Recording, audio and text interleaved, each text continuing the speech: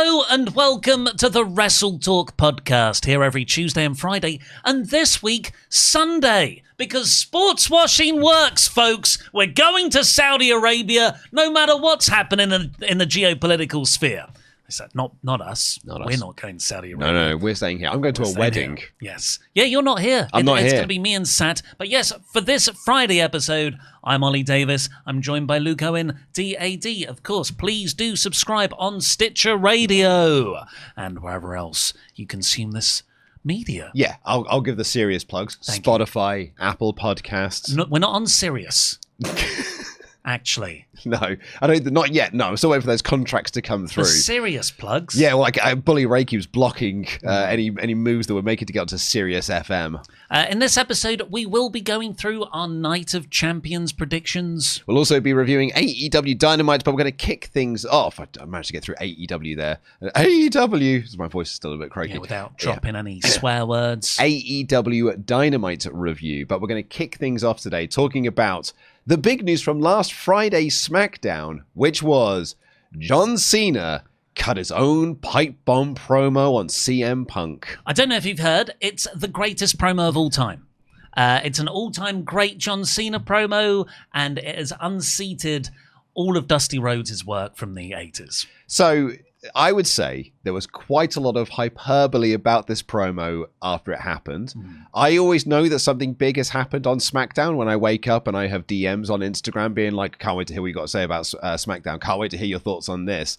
And actually, what a lot of them were, can't wait to hear what Ollie's got to say about this. Because it's a Punk thing, right? So it's a Punk thing and it's a pipe bomb thing. Exactly. So Ollie's got to have a lot of thoughts about this. And then it was the greatest promo ever. He's turned this ship around. Santi Zapp had a really interesting thing about this, actually, that he said that for the last couple of months, he gets a lot of messages being like, this heel run is dreadful, this heel run is terrible, this heel run is not working. The second he finished that promo, he was inundated with messages being like, it's the greatest heel run of all time. He's turned this ship around. It's now like, it's a generational heel run. And because you had all of that, you then had the other side of it, which is like, no, it's overblown. The praise for it is too much. It's not that great. Not as good as the original. And I think I'm sort of sat somewhere slightly in the middle, I would say. Shock take. The truth probably is a compromise in between. I think so. Are you saying then that the best way to make Cena's heel turn really good is to turn him face? Because that's what this promo did. I enjoyed it. I don't think it did. The crowd are cheering him. Yeah. Do you know what the original pipe bomb was about? It was about making Punk, who was a heel, the leader of the new Nexus, all of a sudden, in 7 minutes on a Monday night episode of Raw, a trash Monday night episode of Raw, boom. Here is the seriousness, and he became the hottest babyface in the company. But that wasn't the intention of the promo. To take on Kevin Nash. The intention of the promo was not to turn him babyface. No, but that was 14 years ago now, and we can all look back in hindsight and go, yeah, that did turn him face. It did turn him face. And that is exactly what this did here. Well, you can't be dropping mics and saying, you're welcome, have the 2.5 minutes USA Network for free. Can't be doing the cool heel like, stuff. Oh, that's so awesome. Yeah. Yeah, when you are exposing CM Punk, the babyface, as a hypocrite, genuinely, that's what the whole storyline's based around, in some weird punishing hazing ritual to bring CM Punk back into WWE. You can't say that John Cena is a heel after this. Well, the reason I say I don't think he is because I don't think the purpose of this promo was to turn him babyface. I think the purpose of this promo was to try and bury CM Punk. Was to bury CM Punk, and it was to get heel heat on CM Punk because the crowd loves CM Punk and he is ripping off the iconic pipe bomb promo. The problem was, it's cool. And when you do cool things, you get cheered for doing cool things. And so he got cheered as a babyface during this. And actually, I think, credit to Cena, he acknowledged that while it was going on. He's like, yeah, these people know. Because they started chanting for him. He had this little smirk about 5 minutes. He was like, got these people. But he was still heel Cena. Particularly at the end of this, he was still doing his heel shtick he's been doing since he turned heel at Elimination Chamber. So I don't think this was a babyface turning promo. But I do think that the crowd reactions are going to start turning him back into being a babyface. And this is the start of that, yes, because it is a promo that facilitates Cena's character, who is very bitter and angry with everyone, and he, using this pipe bomb, has actually shifted that into a more badass tweener role that everyone's genuinely cheering him for. Yeah. Do you know what the second weirdest, biggest talking point coming out of this is? What's that? How long CM Punk sold a table bump. Man, he was... I know people are like, well, he took a belt shot before, and I was like, I know, but he was like... I think he's still selling it. Like, word on the street is he's still there. I said on the Tuesday Raw review, the actual most damaging part was the Slim Jim logo, because it's the capitalism. And CM Punk is anti-capitalism, supposedly. It hurt him so much to be laying there on a corporate logo. It hit him straight in the hypocrisy. There's a brilliant... I won't actually go into a Norm Macdonald joke. It's like 10 minutes long. So let's go through this. What was really, really great is the attention to detail on the mirroring of this very historic promo. Yeah. Because the original promo happened after the end of this really rubbish episode of Raw. Was it like one of those... It's like a Raw roulette. Yeah, it was. Booker T is spinning a thing like, who is going to face Which is John weird Cena? because I feel like I always get that confused with the Nexus debut because that's also one of those like choose your own adventure episodes of Monday Night Raw. Yeah. But I'm also pretty sure that it was a Raw roulette episode. I think it was. It was a stupid gimmick episode of Raw when you're like, oh my God, this is Vince at his gimmicky worst. And both with this pipe bomb promo and the Nexus angle, it ended with one of the best things of that decade. And that was a match, the main event, between John Cena and R-Truth. Sure was. And John Cena also had to lay there selling for 7 minutes, and he's I'm just going to be asleep mode. Every now and again, just going... And I think Cena's kept that at the back of his head. Because he references it. He's like, 7 minutes changed your whole career back then, CM Punk. This one went 12. Well, it's 12 minutes, and but Punk had to sell it for 12 minutes. Yeah, but a lot of that is pausing. Like, I would say of those 12 minutes, 7 of them are pausing. Oh, yeah, there's 3 minutes of dialogue here, or monologuing.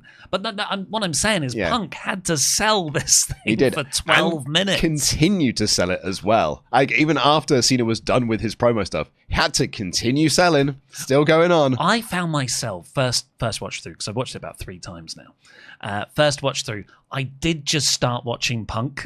It's like, do you just play dead, like totally still? Or do you occasionally go, Yeah, like every now and again he'd go like, oh, and like reach up to the back of his head. And then at one point he's like, oh, I've done the head too much.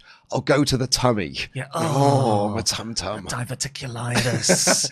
Take notes, Jey Uso. Yeah.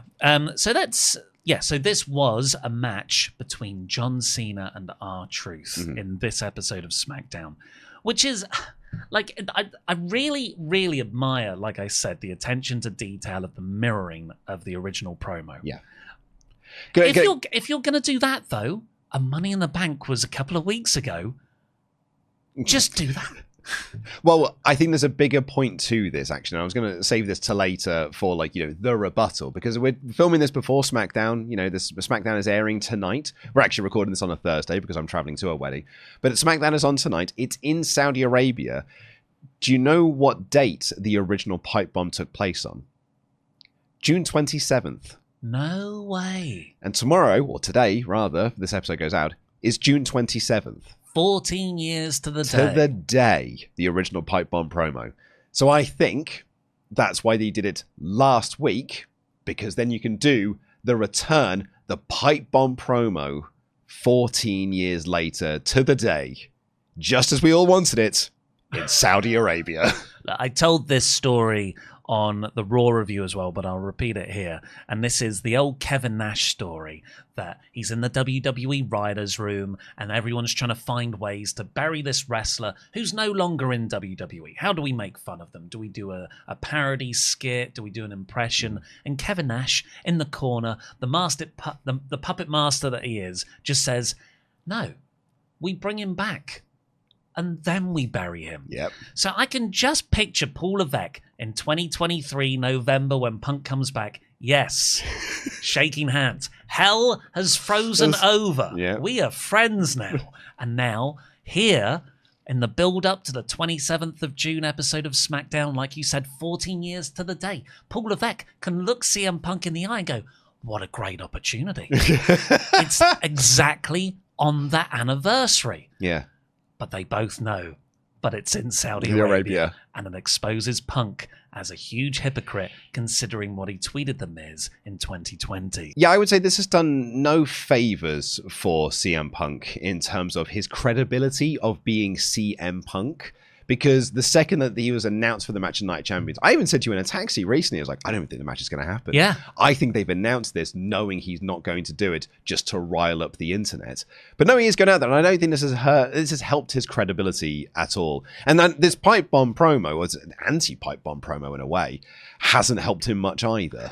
Yeah, so I've got the whole transcript here. Of course, R-Truth is taken out.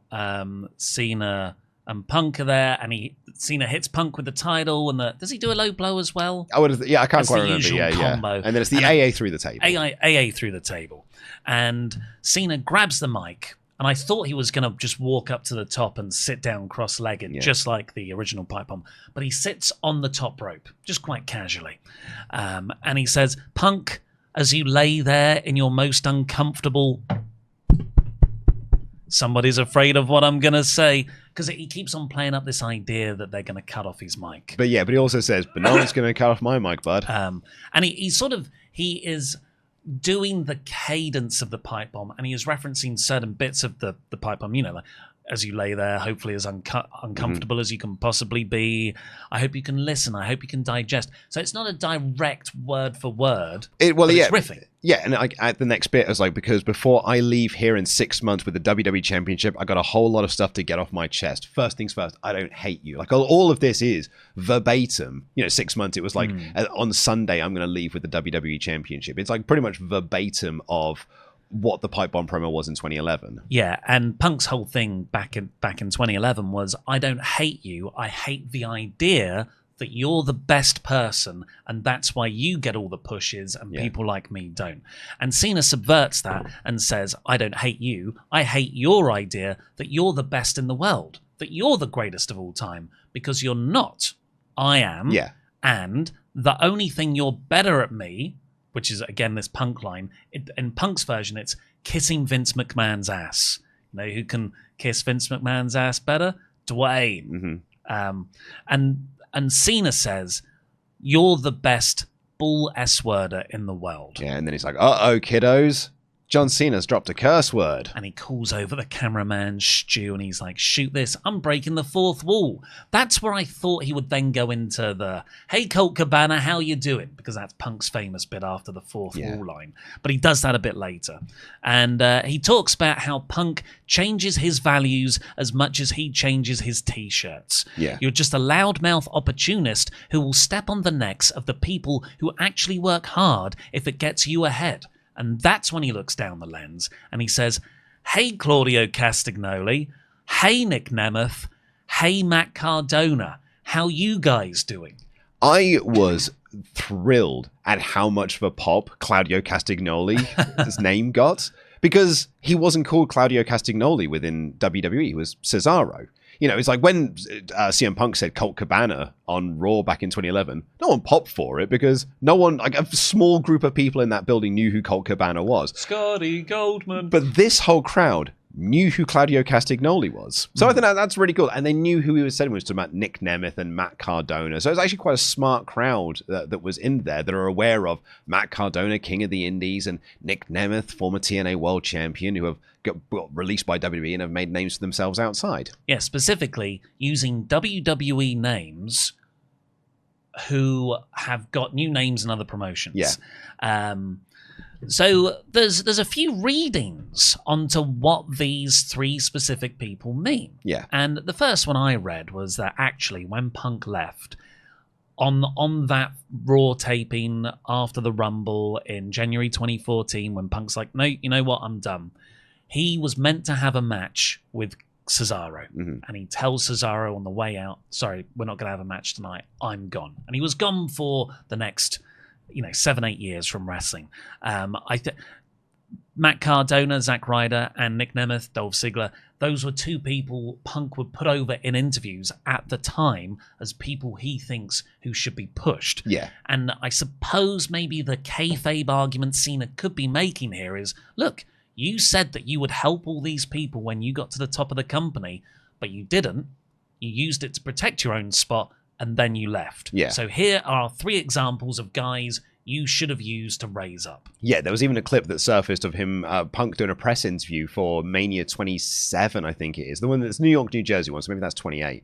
And he says, like, I think I should be in the main event of WrestleMania. I think that Dolph Ziggler and Zack Ryder should also be saying they should be in the main event of WrestleMania, but they're too afraid to do it. So it's again that idea of he was trying to bolster these guys up, but never quite actually doing it. Which wasn't Punk's fault. It was a company that didn't want to push those guys.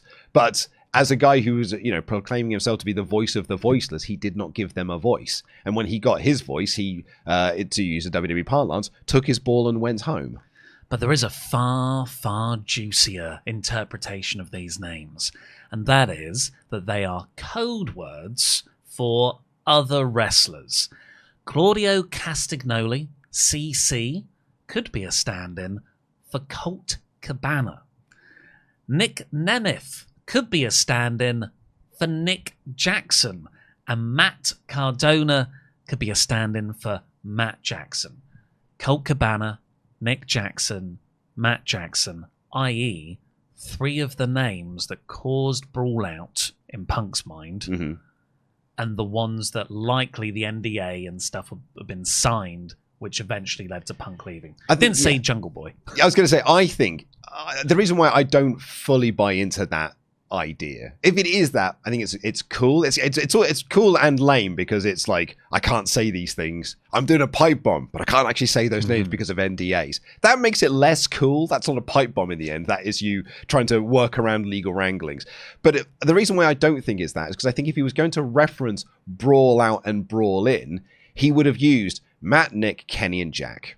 And using Colt Cabana is actually sort of like a weird... That's like way back when. That's sort of like the seed. But the actual Brawl Out and Brawl In doesn't involve Colt Cabana. It's these guys over here. It is unfortunate because you could just do verbatim Punk's original promo on Breaking the Fourth Wall. Hey Colt Cabana, how you doing? And it has a totally different context. Totally different reading. Here's an example of another person that Punk, you could argue, burned in his quest to put Punk first. Yeah, absolutely. But that is what you just touched upon there, is kind of my thing about this promo, is that it's a pipe bomb that's trying to be the pipe bomb, and it's delivered like a pipe bomb. It is delivered very, very well because John Cena, I do love his performance as a heel on promos, but it has no teeth. Yeah. Because they can never outwardly mention the fact that Saudi Arabia is a morally compromised thing to do for CM Punk. Yep. Because that would tank their relationship with Saudi Arabia and also turn the whole promotion ethically heel. They can't also reference properly AEW and Punk's time there. Yeah, for 2 reasons. Number 1, they don't like to mention AEW on TV anyway, in case people go and find out what it is.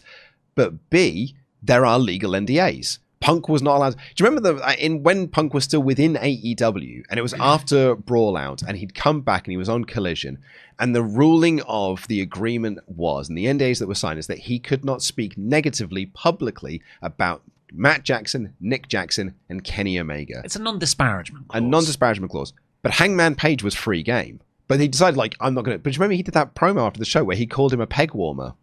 Because, you can go to any store and find loads of Hangman Page because he's a peg warmer. No one wants to buy a Hangman Page toy.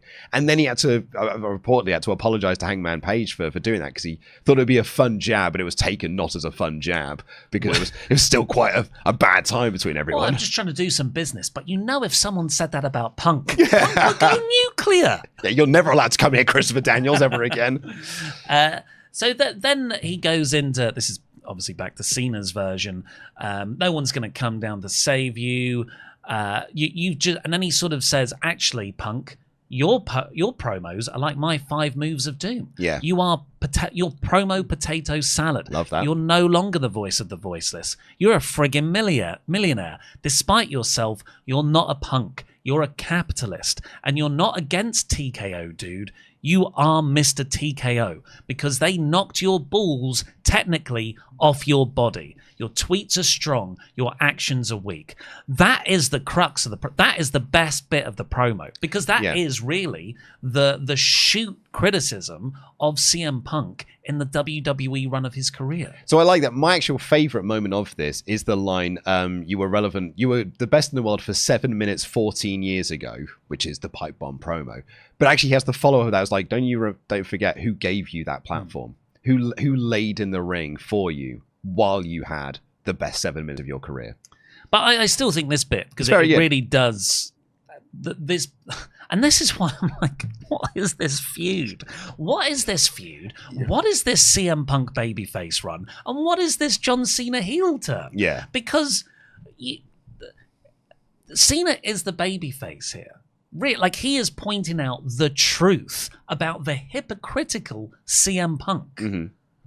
Yeah, no, but in the same way that CM Punk was pointing out the hypocrisies of WWE, called out Be a Star, talks about John Laurinaitis, and he called out the doofus son-in-law in Triple H. He turned WWE into the heel corporate promotion, and he became the babyface rallying against that. And in this one here, so it's kind of echo the point you were making earlier. And while I don't fully agree that this was designed to turn John Cena babyface, because I don't think it was, it sort of accidentally does turn him babyface, because it points out, why do you still like this CM Punk fella? Because everything he has said, he's gone back on. Yeah, I don't know what WWE are doing. I think. I mean, I don't even admire the effort. I think just don't have CM Punk go for the title on a Saudi Arabia show when you're trying to present Punk as the babyface. Yeah. And if you are, don't make it a part of the story that Punk is the hypocrite. Because you can't outwardly say why. Yeah. Like, again, I've got to come back to, if you don't know what Punk tweeted, a lot of this is really empty and makes no sense. If you don't know that he tweeted The Miz in 2020, none of this adds up. Like, it's Kevin Nash, they used to do about this in WCW. It's the second time we brought Kevin Nash on as again. we should. He's the best. But it's less a Nash thing, it's a Vince Russo thing. But Vince Russo, back in 1999, was convinced that every single person that attended a WCW show was online and was reading the dirt sheets and was reading the message boards and knew all of the backstage info. So he would often have wrestlers go out and reference backstage incidents that had been reported on in The Observer or had been leaked to message boards and stuff. And it would get to crickets, because not everyone was online in 1999, but Vince Russo was convinced that they were. So you have these moments, and then sometimes wrestlers have to say the lines twice because they're trying to get the reaction from the crowd, and they get no reaction. So you can't just assume that everyone knows everything you're talking about. But this is a feud in which you have to pretend that everyone does know, but you can't say what it is. So by never saying what it is, you're never acknowledging what any of it is either. It's a really bizarre scenario that I will applaud them somewhat for dancing around enough. No, they've put themselves in this position. Well, they have, but I'm applauding them for dancing around it enough by referencing it without fully referencing it. But by doing so, I do think that you have made this feud feel very hollow. And you've turned Punk heel, really. It'd be really interesting to see over the next couple of months if Punk can still do the same sort of act. Well, okay, I think he does a pipe bomb tonight. I think he does a pipe bomb promo. That is a babyface pipe bomb promo on John Cena in Saudi Arabia tonight on SmackDown. Yeah, I think so too. That makes total sense. But, and he has to. But I think he's going to get booed. Because you know what I think is going to happen when John Cena comes out to defend the WWE Championship at Night of Champions on Saturday? He's going to get overwhelmingly cheered. Yeah. I think he's going to get overwhelmingly cheered at that show, and Punk is going to get overwhelmingly booed. Or maybe not overwhelmingly booed. He will get a mixed reaction at that show. But this Saudi crowd, and I don't think it's just exclusively a Saudi thing, I think this is going to happen as we go forward, are going to become more pro-Cena crowds. Which is interesting because he did that interview with Collider this week, where he said, like, we have pivoted so many times in this heel run. We have pivoted so many times in this retirement tour. What we started with is not what is happening now. He didn't say it in so many words. And he's like, where we go next is all down to the fans. So if you've ever had a voice, if you've ever wanted to voice what you think about John Cena as a character, now is the time, because you are going to be the ones who dictate where we go next with this.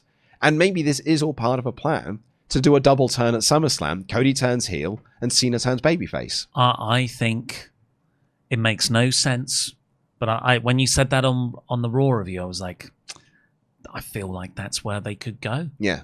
And Cody can turn heel, which is what we all want. Me, you, The Rock. I don't want to heel Cody for the record.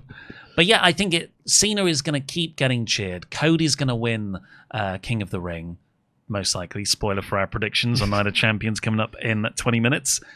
And that match at SummerSlam, I think Cena gets cheered a lot. If WrestleMania is any indication, and that was early doors of this heel run when he was actually still heel Cena, I think the reaction is going to be tenfold come SummerSlam. I think Cody gets booed. But I so kind of my thoughts on the promo as a whole is like I thought it's a good promo. I don't think it's his best of the heel run. I still think the promo he did against Cody in London was the best of his heel run so far. That and the first promo. Yeah. It blows this out the water. Sorry? It blows this out the water. Yeah, I think those two promos, maybe this is in the top 5 promos he's done since turning heel. Which of the 10 promos of the 10 promos he's done, I think it's in the top 5. Middle. It's in the middle of them. Maybe it's 4th. So you can just sort of put it in the top 40%. But it is a very good promo. I think the problem with it is you can't do a pipe bomb in 2025. And okay, so when Punk did this in 2011, no one was doing this sort of thing on a level that WWE was at. And mentioning Ring of Honor and New Japan Pro Wrestling, name-dropping Colt Cabana, breaking the fourth wall, saying John Laurinaitis, calling Triple H the doofus son-in-law, talking about these real truths, talking about Be a Star and how it's hypocritical that we even have this as a promotion. That was, in 2011, it was groundbreaking. But we've had 14 years of people emulating the pipe bomb and trying to do their own takes on it. They're trying to do their own versions of it. So when you get here to 2025, it's kind of passé. It doesn't really have the teeth, as you said earlier, that the pipe bomb did in 2011, because we're not in 2011 anymore. We're in 2025. So I don't think because Cena's a bad promo or it's a badly written promo or anything. It's a very good promo, but it can't have the same impact and effect that this one in 2011 did, because there's been 14 years of pro wrestling since. No, it's never going to be. It's derivative of one of the greatest promos of all time. I say the greatest promo of all time. Yeah, it's the second. But what my problem with it isn't anything you've said, because I think you absolutely have to do the pipe bomb that's a good point in this feud. You have to do it. My problem is the feud. Make the feud not about how CM Punk is going to Saudi Arabia. Just do the feud. Yeah. The month previously. Money in the Bank. The builds to Money in the Bank. And don't have the weird tag match that Cody pins Cena at to get the shot. Oh, actually, you don't need that because Cody's going to get the shot via the King of the Ring tournament. Yeah. That's when you do this, because then Punk can cut a great pipe bomb on Cena, doing all the shoot bits and the behind the scenes references, and Cena can do a just as good pipe bomb on Punk without turning Punk heel, because he won't have to mention all the convoluted moral complications around the Saudi Arabia stuff, because Money in the Bank was in LA. Yeah. I completely agree with you. This would have worked far better 4 weeks ago, let's say. But I do agree with you. That was the other point I was going to make, is that they had to do this. If you're going to do a John Cena CM Punk feud in 2025 in Cena's retirement year, you have to do the pipe bomb promo. You have to give Cena the mic and let him do his version of the pipe bomb, which is why when it finished, my instant reaction was, that was cute. Yeah. That was cute, and I think it was the right thing to do. It's cute to do that, and I really enjoyed that they did it. But I didn't have the same emotional reaction to it that some people did, which is like greatest of all time, this, that, and the other. I thought it was really good. I think he has done better promos elsewhere. I do think when people say that was the greatest thing I've ever seen, the day after, I think they probably mean that is the best thing I've seen recently. Yeah. But they just get excited. Yeah, it was hyperbole. It's internet hyperbole. Like, social media has created, everything has to be the best ever, the worst ever. Like, we could have a series called Worst Movie Ever, Worst Match Ever, because it has to be like, you have to give it those titles because you've got to make a big grand statement about something that people can engage in a dialogue with. Going on, like, do you remember when we did the Matt Hardy, the broken match he had in WWE, and I said I thought it was okay, and I got with so much heat because people thought I said it was bad, and I was like, no, I said it was fine because in internet parlance, you can only be the best ever or the worst ever. You have just given us a perfect segue to worst movie ever. Luke and I talk about bad movies and what is the worst movie ever. And we actually decided, or I did, we've actually found it. Yeah. It's Batman v Superman Dawn of Justice. Here's a clip. Yep, it's Batman v Superman Dawn of Justice on worst movie ever. Just a spoiler. I've left quite a bit of room at the top of the leaderboard because this movie sucks ass. This movie has made us both ill. This movie took 5 hours to watch the 3-hour cut because I kept on having to pause it because it's so mind-numbingly bad. My girlfriend genuinely was worried about me one morning. She came in, watched me watching it. I'd only been watching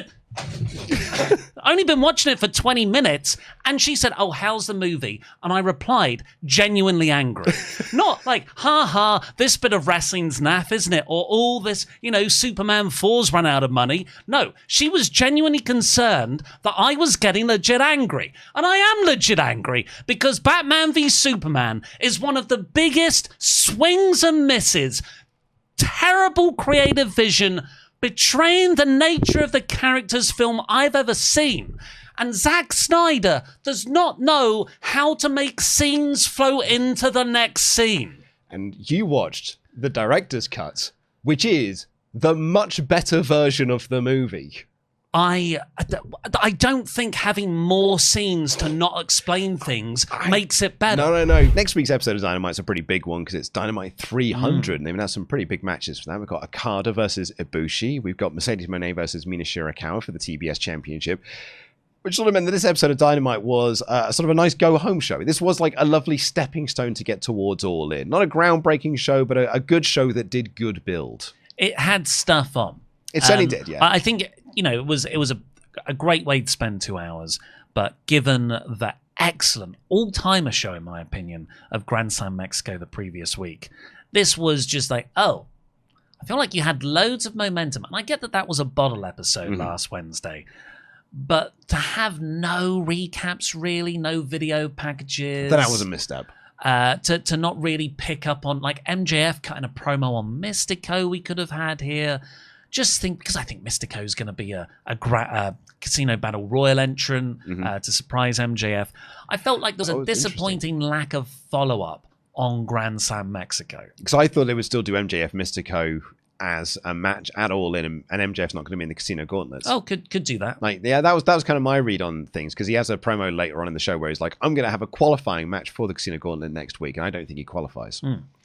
But yeah, this show began with Mercedes Moné attacking Toni Storm as she walks into the building, and they have a little angle, and Mina Shirakawa saves Toni Storm. Just sort of a revenge from last week's angle. A follow-on from last week's. Yeah, it was good stuff. It was a nice fiery way to start the episode. Then the Young Bucks appeared on screen and said, well, Will Ospreay and Swerve Strickland have a tag team match later tonight in the second hour.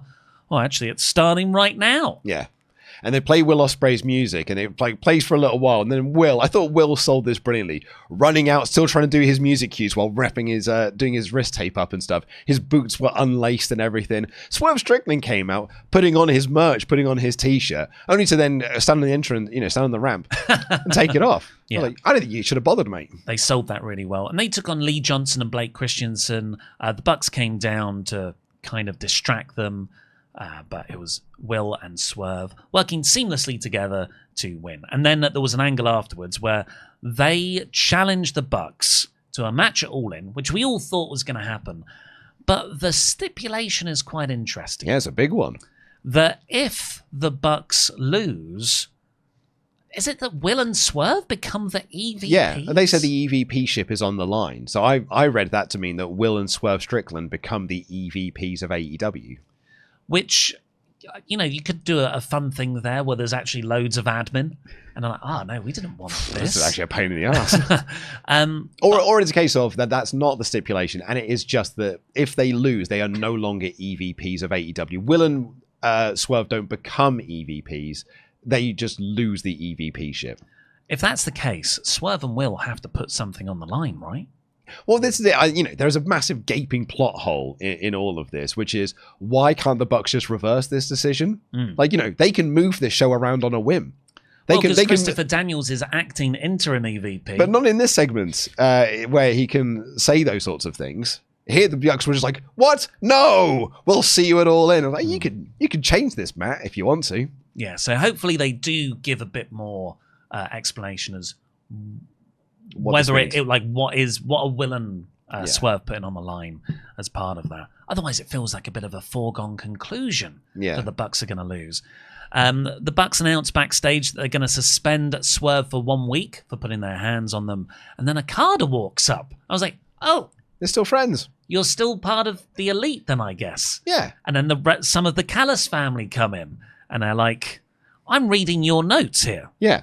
That's what You carry on. Yeah, so they walk in and it's like, I'm going to introduce you to my new friends, the Don Callis family. And Roppongi, Vice, and the Young Bucks, who had classic rivalries over the junior tag titles in New Japan Pro Wrestling, were like, isn't it weird that we're now on the same page? And Matt and Nick Jackson were like, well, Don Callis is a bit of a prick. However, I think we're all got the right interests in mind, and that's getting the belt onto Kazuchika Okada. And then Okada and Takeshita had a tense stare down as everyone left. Yeah. And Takeshita said, this is only temporary. Yeah. So I was like, oh. So Okada is not part of the Don Callis family. It's just so that Don Callis can ensure that Kenny Omega doesn't win. And then we got Kota Ibushi versus Trent Beretta. Trent Beretta promised that he would take care of Kota Ibushi, Kenny Omega's friend, and he failed in doing so because Kota Ibushi beat him pretty easily. Yeah. Hit a Kamigoye to win. What did you think of Kota in this match? I don't think he proved anything either way. No, but it's remarkably still the best he's looked in any of his AEW runs. Yeah, and he actually did stuff. That's exactly it. So, because you are either awesome or you are terrible. If you're somewhere in the middle and all your stuff has been on this terrible side previously, all of a sudden this one's looking pretty good here. So if I'm going to go into Twitter parlance, it's the best he's ever looked. Because he was in there, he took like a gotch pile driver, some stuff on the neck, and I was like, okay, well, he's doing stuff, because, we don't want him to hurt himself anymore. But then he walks down to the ring, and he looks so stiff and slow. Yeah. But then he'll do a standing moonsault. But I've got the same thing with John Cena. Because when John Cena was holding the belt above his head, I'm like, man, it looks like you're in agony. Like his legs have got that Kurt Angle bend to them, where he's trying to keep his back straight. So I think there are some wrestlers who just stand a bit weird and just walk a bit weird. And then when they start wrestling, it gets a bit like loosey-goosey. John Cena and Kota Ibushi, they're the same. Yeah. But Ibushi will have the biggest task of his career. He's got to get a match out of Okada. 3-star Okada. Okada on TV. I'm looking forward to the effort. He's like, whoa. I'm going to put in some effort in 2 weeks' time at All In. Mm-hmm. I'm going to phone in this performance against Ibushi. Against my classic rivalry, Kota Ibushi. So that was a breaking news graphic at the end because Okada came down to get in Kota's face. Moxley got a promo on the stairwell just saying Hangman is afraid of him. Hangman makes Moxley sick. Great promo. Yeah, well, it's always a great delivery from Mox.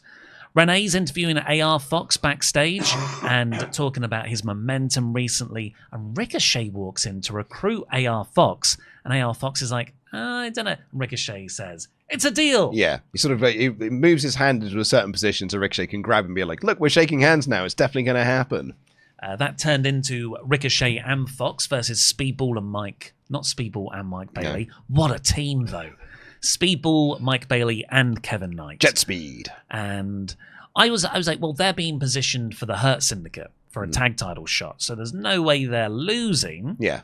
So Fox and Ricochet are going to combust. That's sort of what happened. That's exactly what happened. Ricochet just left AR Fox. Yeah, and it was because AR Fox booted Kevin Knight, and Kevin Knight bopped into Ricochet and sent him to the floor. So Ricochet took that as a sign of disrespect and was like, do you know what? This tag team's never going to work. And he walked up the ramp. He exited the match, leaving AR Fox alone, and he got beaten up.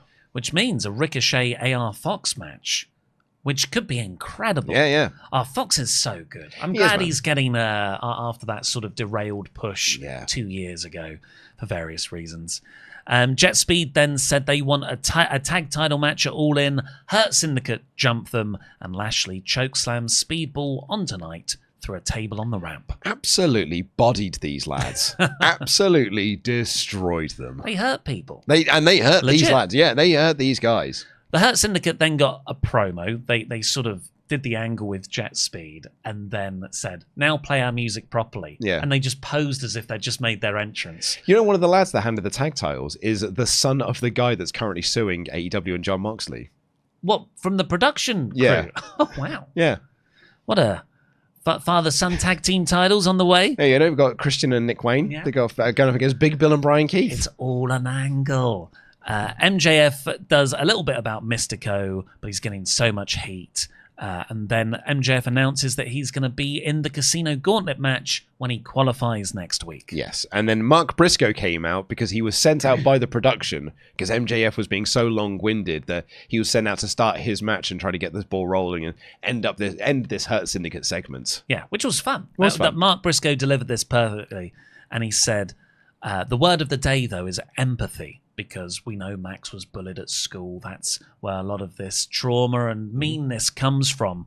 And yeah, you're compensating because you've got a small penis. Yeah. And the Hurt Syndicate have big penises. Well, it's just, I thought it was very weird of Mark to say, I'm empathetic towards you because you were bullied.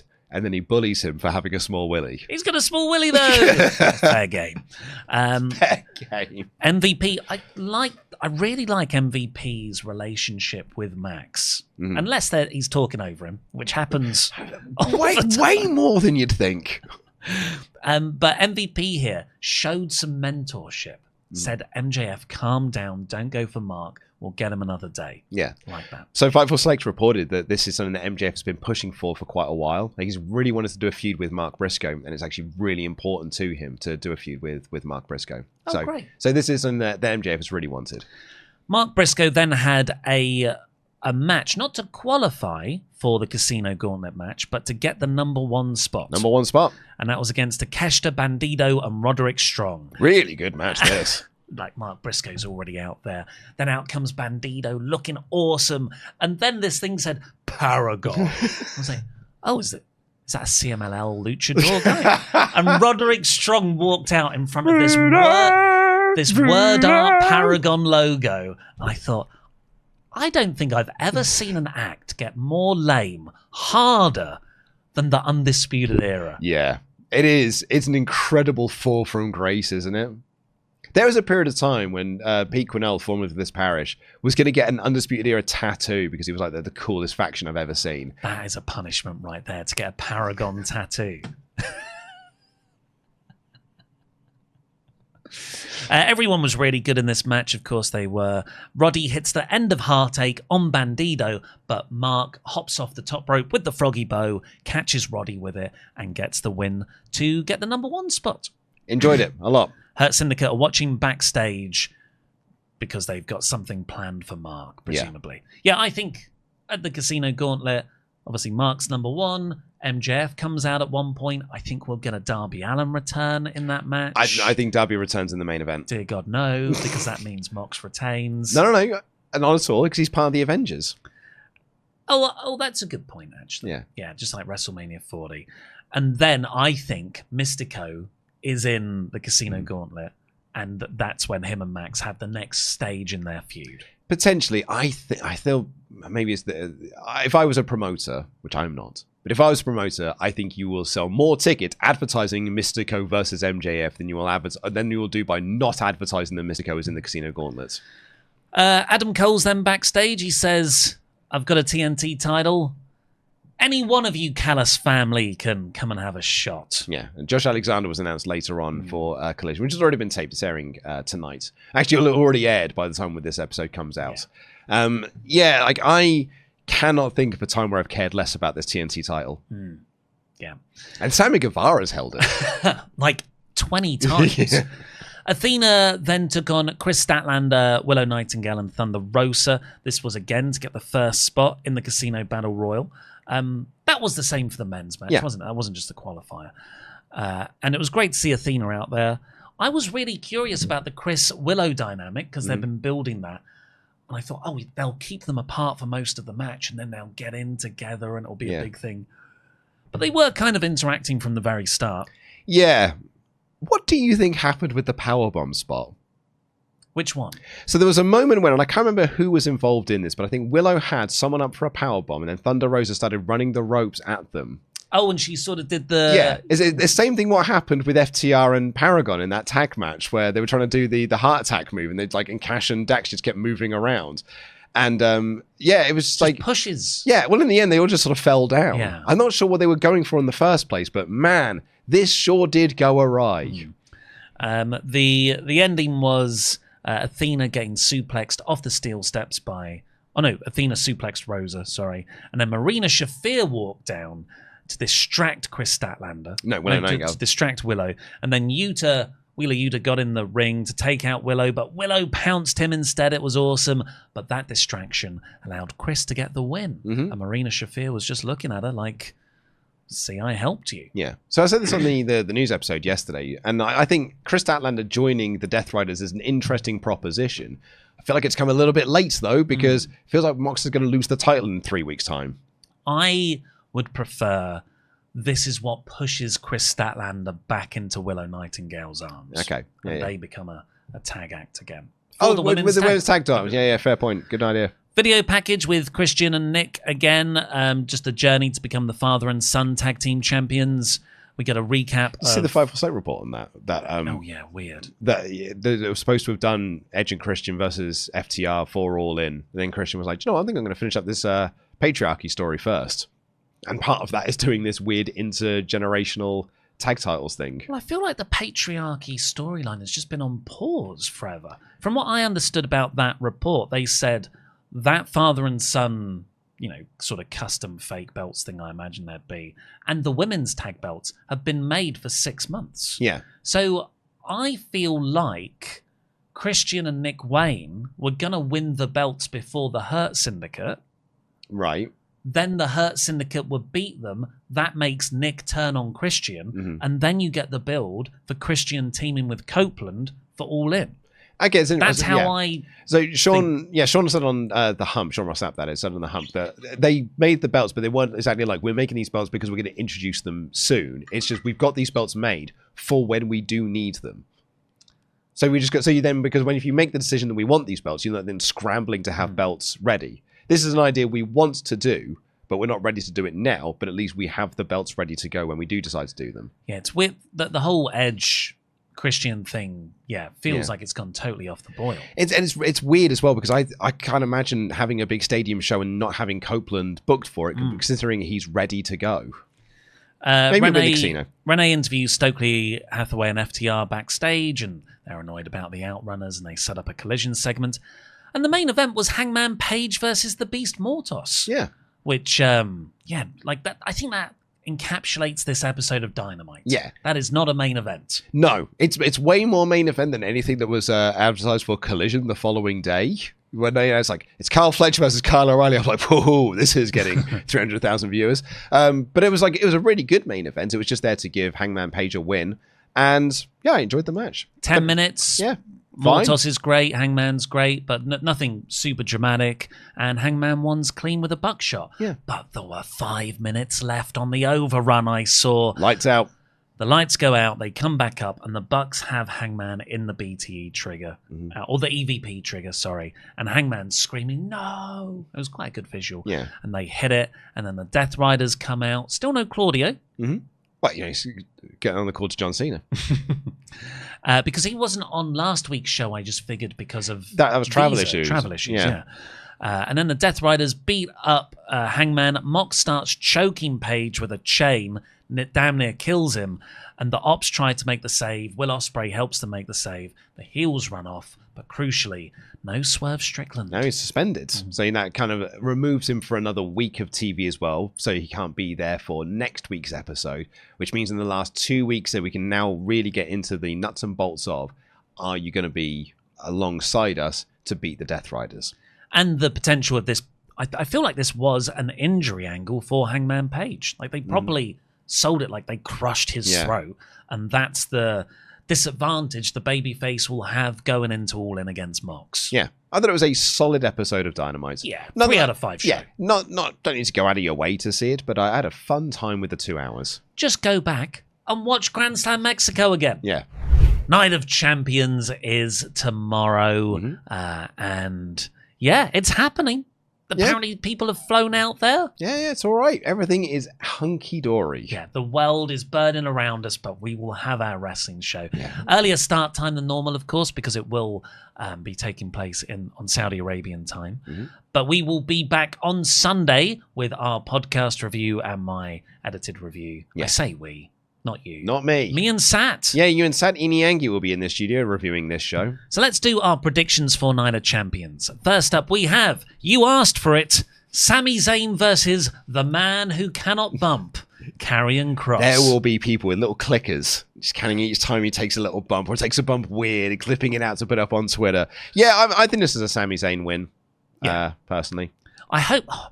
But I'm so surprised this is on pay-per-view. Does Karrion need a win? I mean, yeah. What does Sami gain if he wins? Well, it's just the same Sami. What does Karrion Kross gain if he wins? He's beaten Sami Zayn. He's proven that Sami's way of doing things doesn't work. He proves and he earns more backstage segments. Yes. My point is that I don't think there's a big push coming for Karrion Kross. So I don't see the point of giving him a big win over Sami Zayn. Not the way he takes bumps. I'm going to go Karrion Kross. Okay, I'm going with Sami Zayn. There is every chance that Karrion Kross is signing a new contract and he's crossing the D's and dotting the lowercase J's, and he is going to sign a new deal with WWE. He's got a new t-shirt out, and this will be now that you've signed a new deal, we will start to push you more on TV. But I don't know that, so I don't see the point in giving Kross the win here as it currently stands. In the street fight, because Dominic Mysterio and AJ Styles won't happen on this show, we've got Rhea Ripley versus Raquel Rodriguez. Yeah, so Dominic is actually injured. Yeah, injury. A rib issue, I think is what Mike Johnson of PW Insider reported, which is why the match was taken off. Instead, we got Rhea Ripley and Raquel Rodriguez. Rhea Ripley. I don't know the way you go for this. This is probably there to set up whatever they do at Evolution. And Raquel's with Roxanne Perez of Judgment Day. Are they going to be the tag champs now? Does Rhea Ripley tag with Nikki Bella? Thank you, Nikki, for paving the way for everyone here. What a weird tag team that would be. Nikki Bella and Rhea Ripley. Yeah, please get your awful tag team names for that act in the comments. Yeah, so does Roxanne help Rodriguez win in this match because it's a street fight? And then Rhea has to get back up for the tag match. Just can I make a request, actually? When you are writing down your terrible tag names for them, don't just write it as a word. You've got to get it within a sentence. So you've got to be talking about your predictions for Evolution and then drop in what their tag team name is. Yeah, so it looks like it's an already settled thing. Exactly. And it should probably always be team something. I don't think it has to be team something, but I think if you want to go in a team direction, I wouldn't be against it. What's a Nikki Bella thing? She's fearless. Yeah. She claims. Yeah. And Rhea's thing is that she... Fear-tide. Fear-tide. Yeah. Team Fear-tide. Yeah. Mammy's always on Bella. So you've got Ripley. I've got Ripley on this one, yeah. I'm going to go Rodriguez. Interesting. I'm giving the non-stars some help here. Jacob Fatu defending his United States title against Solo Sikoa. So I think I can see a world in which Solo Sikoa wins here, and then Jacob wins it back at SummerSlam. With some JC Mateo interference. JC Mateo, Hikuleo, he had his main event debut recently at the SmackDown tapings. The Tongans might be ready to come back, so maybe you can kind of reset this bloodline, which really has just become Solo and JC for a little bit. And maybe you can have the Hikuleo, the Tongans come back, try and reestablish this new version of the bloodline, and then have a bloodline rules match at SummerSlam for the US title where Jacob wins it back. I'm going to say Jacob Fatu. I'm going to go Solo. I think he holds it for a bit. You want to do the Bron Breakker mid-card title run, don't you? Well, we just keep taking it off him. Yeah, then win it back. Win it back again. John Cena versus CM Punk for the WWE Championship. Yeah, likely be the main event. CM Punk. I'm kidding, it's John Cena. Bloody hell. That you got me there. Yeah, I think we're both saying John Cena. Yeah. The John Cena will main event SummerSlam. Yeah. It's a big 2-night event, And yeah, the Cena one there. It's just such a shame this match is happening in this way for me. It's what they wanted, though. It's what CM Punk, he went out of his way to say, I want to do it in Saudi. Look, I think this is what Triple H wants you to feel. He is getting, terminally online Triple H is loving the fact that you, number one Punk fan, are not enjoying this. Yeah. Asuka versus Jade Cargill for the Queen of the Ring tournament final. The winner gets a shot at their respective champions. So it could be Asuka versus Io Sky over on Raw, or it could be Jade Cargill versus Tiffany Stratton. Yeah, so this was pointed out as we were talking about you could do Randy versus Gunther, and it was like, well, no, it's going to be for their respective brands champion. My argument to that is it's not real, and you could just do a deal where Randy has signed with Raw. They do what they want. Yeah. It's a scripted sport. You can literally do whatever you want. But I think those are, like, if you're trying to figure out the result of a match, depending on where they can go, I think Asuka would face Io. Yeah, I mean, that makes most sense. And if Jade won, she would face Tiffany. They're sort of in pre-existing dynamics. 100%. But I think it's Jade to win. I think Queen Jade, and she wins the title at SummerSlam. Or Naomi cashes in. Well, I think she wins the title. Right after. Then Naomi cashes in, Yeah, I'm going to go Jade too. And then finally, in the King of the Ring tournament, Randy Orton versus Cody Rhodes. Cody. I think it's King Cody. King Cody again. Well, not again, because he hasn't won it before. Yeah, of course. But I think you could do King Randy because it gives him that accolade, but then you've got to do Randy Cena for the title. Or they do Randy Gunther and they chuck that step out the window. Yeah. But then you're still going to do Cody and Cena, likely, at SummerSlam, so you may as well just give Cody the win here. Can you imagine if Cody Rhodes doesn't win this tournament and then says, well, I pinned you at Money in the Bank anyway, so I'm still getting a title shot at SummerSlam? Yeah, I can imagine that. I'm not super hyped for this show. I am for Cody Orton. I think that's going to be really good. Yeah. Well, let's have your picks in the comments down below, and of course your team names for the inevitable Rhea Ripley, Nikki Bella tag team. Let's have a look at last week's comments. We've got one from Kojank here. Just two guys with educated views. That's our tag team name. I like that. Educated Views. I want that to be our Spotify description for the show. Two guys with educated views. Just two guys with educated views. This is, of course, a Coachman reference. Yeah, maybe we should start, back in the day when we used to do loads of merch around, gimmicks that we were doing, we would start doing a line of just two guys with educated views. Educated views. Right here. Every one of the views on this video is now an educated view. What's the educated view counter? And we had our little secret task last week, which was to try slip in Madness references, the British ska band from the 80s. I didn't think about it at the time, but it is a very British-centric thing to try and get our Americans to comment on. And I think that's why there weren't many comments. And so we got this one from The Figure Me Hunt, who writes, when JBL came back to manage Baron Corbin, why did he have such baggy trousers? It was absolute madness. Baggy trousers.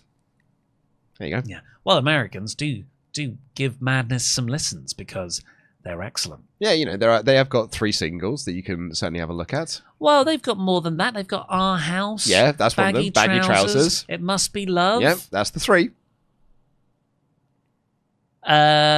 One Step Beyond. Oh, okay, I'll give you One Step Beyond. Yeah. They've got others. One of my mum's favourite bands. And before we get out of here, should we do some recommendations? Yeah, well, I don't actually have a recommendation for this week, but I know you do because you've got it as a physical thing that you went back to the office to go and grab. So I'm a big 2000 AD fan. This is a British. If you're about to tell me what I think you're about to tell me. What's that?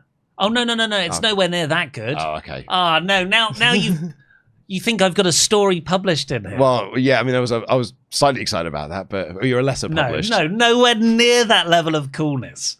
Look, 2000 AD, they're awesome. They're the people behind Judge Dredd, and it's a British comic, long running, and they have 5 strips per issue. Yeah. And Rogue Trooper is coming out next year. It's going to be an animated film that's from the pages of 2000 AD, and the first looks were had at it this week, and it looks fine. Yeah.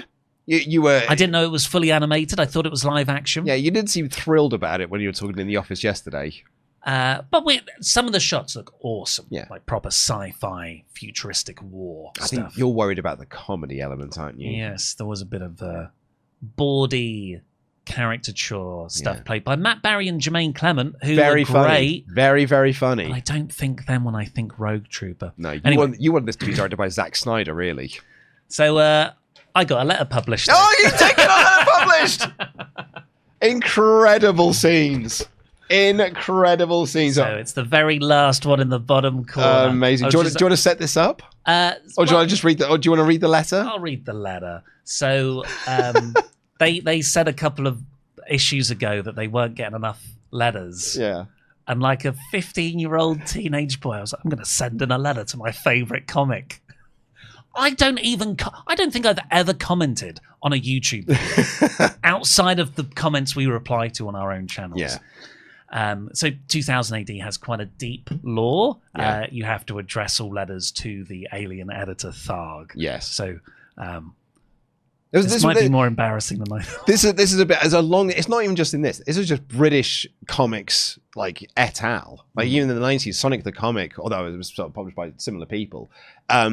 Megadroids was like the editor of the magazine, so you would write your letters to Megadroid. So this is very much a British comics industry thing.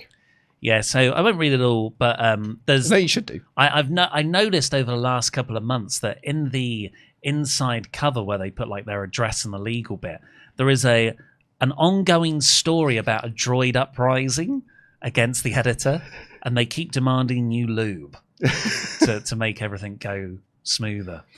So I just, dear Tharg, I squint while writing this letter. The mere thought of your glory is blinding. In fact, it really rather hurts. I was a long-time subscriber to GGC, that's the Galaxy's Greatest Comic, in my 20s.